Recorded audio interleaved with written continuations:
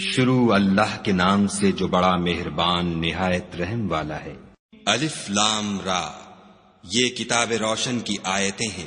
ہم نے اس قرآن کو عربی میں نازل کیا ہے تاکہ تم سمجھ سکو۔ اے پیغمبر صلی اللہ علیہ وآلہ وسلم، ہم اس قرآن کے ذریعے سے جو ہم نے تمہاری طرف بھیجا ہے تمہیں ایک نہایت اچھا قصہ سناتے ہیں، اور تم اس سے پہلے بے خبر تھے۔ جب یوسف نے اپنے والد سے کہا کہ ابا، میں نے خواب میں 11 ستاروں اور سورج اور چاند کو دیکھا ہے، دیکھتا کیا ہوں کہ وہ مجھے سجدہ کر رہے ہیں۔ انہوں نے کہا کہ بیٹا، اپنے خواب کا ذکر اپنے بھائیوں سے نہ کرنا، نہیں تو وہ تمہارے حق میں کوئی فریب کی چال چلیں گے۔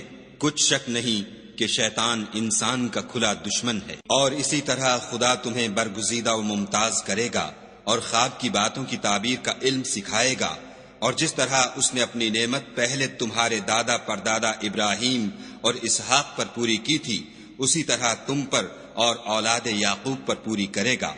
بے شک تمہارا پروردگار سب کچھ جاننے والا اور حکمت والا ہے۔ ہاں، یوسف اور ان کے بھائیوں کے قصے میں پوچھنے والوں کے لیے بہت سی نشانیاں ہیں۔ جب انہوں نے آپس میں تذکرہ کیا کہ یوسف اور اس کا بھائی ابا کو ہم سے زیادہ پیارے ہیں، حالانکہ ہم جماعت کی جماعت ہیں، کچھ شک نہیں کہ ابا صریح غلطی پر ہیں، تو یوسف کو یا تو جان سے مار ڈالو یا کسی ملک میں پھینک آؤ، پھر ابا کی توجہ صرف تمہاری طرف ہو جائے گی اور اس کے بعد تم اچھی حالت میں ہو جاؤ گے۔ ان میں سے ایک کہنے والے نے کہا کہ یوسف کو جان سے نہ مارو، کسی گہرے کنویں میں ڈال دو کہ کوئی راہگیر نکال کر اور ملک میں لے جائے گا۔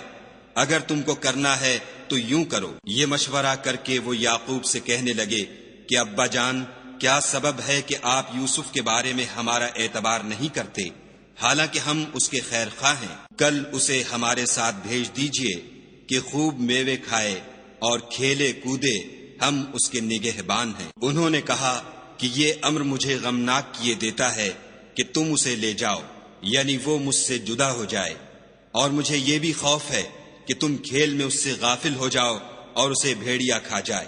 وہ کہنے لگے کہ اگر ہماری موجودگی میں کہ ہم ایک طاقتور جماعت ہیں اسے بھیڑیا کھا گیا تو ہم بڑے نقصان میں پڑ گئے۔ غرض جب وہ اس کو لے گئے اور اس بات پر اتفاق کر لیا کہ اس کو گہرے کنویں میں ڈال دیں، تو ہم نے یوسف کی طرف وحی بھیجی کہ ایک وقت ایسا آئے گا کہ تم ان کے اس سلوک سے آگاہ کرو گے اور ان کو اس وحی کی کچھ خبر نہ ہوگی۔ یہ حرکت کر کے وہ رات کے وقت باپ کے پاس روتے ہوئے آئے اور کہنے لگے کہ ابا جان، ہم تو دوڑنے اور ایک دوسرے سے آگے نکلنے میں مصروف ہو گئے اور یوسف کو اپنے اسباب کے پاس چھوڑ گئے تو اسے بھیڑیا کھا گیا، اور آپ ہماری بات کو گو ہم سچ ہی کہتے ہوں باور نہیں کریں گے، اور ان کے کرتے پر جھوٹ موٹ کا لہو بھی لگا لائے۔ یعقوب نے کہا کہ حقیقت الحال یوں نہیں ہے، بلکہ تم اپنے دل سے یہ بات بنا لائے ہو۔ اچھا، صبر کہ وہی خوب ہے، اور جو تم بیان کرتے ہو اس کے بارے میں خدا ہی سے مدد مطلوب ہے۔ اب خدا کی شان دیکھو کہ اس کنویں کے قریب ایک قافلہ آوارد ہوا اور انہوں نے پانی کے لیے اپنا سقہ بھیجا۔ اس نے کنویں میں ڈول لٹکایا تو یوسف اس سے لٹک گئے۔ وہ بولا، زہے قسمت، یہ تو نہایت حسین لڑکا ہے، اور اس کو قیمتی سرمایہ سمجھ کر چھپا لیا، اور جو کچھ وہ کرتے تھے خدا کو سب معلوم تھا، اور اس کو تھوڑی سی قیمت یعنی معدود چند درہموں پر بیچ ڈالا، اور انہیں ان کے بارے میں کچھ لالچ بھی نہ تھا۔ اور مصر میں جس شخص نے اس کو خریدا، اس نے اپنی بیوی سے جس کا نام زلیخا تھا کہا کہ اس کو عزت و اکرام سے رکھو، عجب نہیں کہ یہ ہمیں فائدہ دے یا ہم اسے بیٹا بنا لیں۔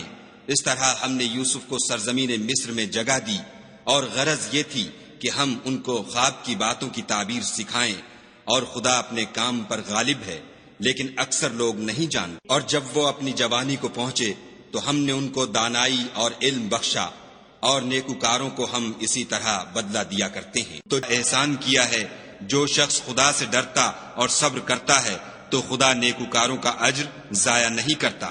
وہ بولے، خدا کی قسم، خدا نے تم کو ہم پر فضیلت بخشی ہے، اور بے شک ہم خطا کار تھے۔ یوسف نے کہا کہ آج کے دن سے تم پر کچھ عتاب و ملامت نہیں ہے، خدا تم کو معاف کرے، اور وہ بہت رحم کرنے والا ہے۔ یہ میرا کرتا لے جاؤ اور اسے والد صاحب کے منہ پر ڈال دو، وہ بینا ہو جائیں گے اور اپنے تمام اہل و عیال کو میرے پاس لے آؤ۔ اور جب قافلہ مصر سے روانہ ہوا تو ان کے والد کہنے لگے کہ اگر مجھ کو یہ نہ کہو کہ بوڑھا بہک گیا ہے تو مجھے تو یوسف کی بو آ رہی ہے۔ وہ بولے کہ واللہ آپ اسی قدیم غلطی میں مبتلا ہیں۔ جب خوشخبری دینے والا آ پہنچا تو کرتا یعقوب کے منہ پر